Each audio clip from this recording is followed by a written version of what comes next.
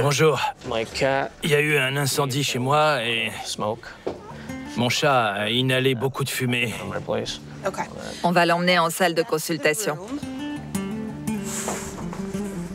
Ça va, mon grand? Ça schlingue. Ça sent les cendres. Ça va aller. J'étais au boulot hier soir et ma mère m'a appelé pour me dire qu'il y avait un incendie chez mon voisin du dessous. Je me suis mis à pleurer. Je priais pour qu'il s'en sorte. Je l'ai adopté dans un refuge. Dès que je l'ai vu, j'ai su que c'était le chat qu'il me fallait. Il a 12 ans. J'espère que son âge ne va pas lui porter préjudice. T'inquiète pas, n'aie pas peur. Il est affectueux, intelligent. Ça fait mal au cœur de le voir comme ça. Je le reconnais plus. Ça va aller. Bonjour, je suis le docteur Don. Bonjour, enchanté. Qu'est-ce qui s'est passé? Il y a eu un incendie chez mon voisin. Le temps que les pompiers arrivent, il avait déjà inhalé beaucoup de fumée. Ils l'ont emmené à la clinique vétérinaire de Whitridge. D'accord. Ils l'ont mis dans une cage à oxygène pour voir si ça s'arrangeait. Je vois. J'avais pas les moyens de payer l'intervention. Ils ont accepté de le garder gratuitement jusqu'à ce que je puisse vous l'amener. On va l'examiner pour en savoir plus. Coco.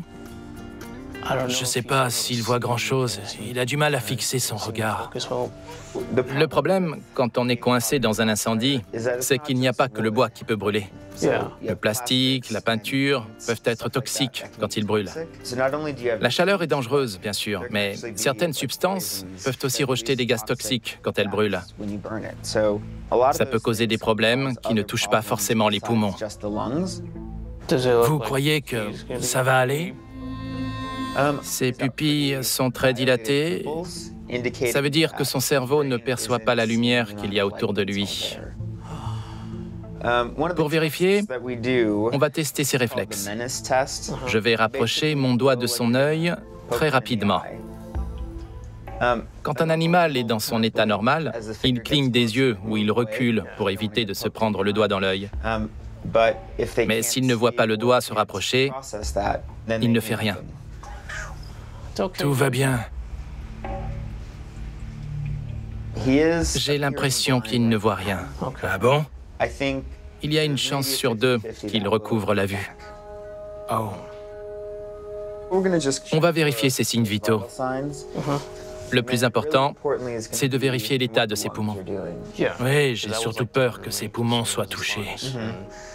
Quand un animal inhale de la fumée, son état a tendance à s'aggraver avant de s'améliorer. D'accord. Je vois. Il respire mal. OK. Je vous conseille l'oxygénothérapie.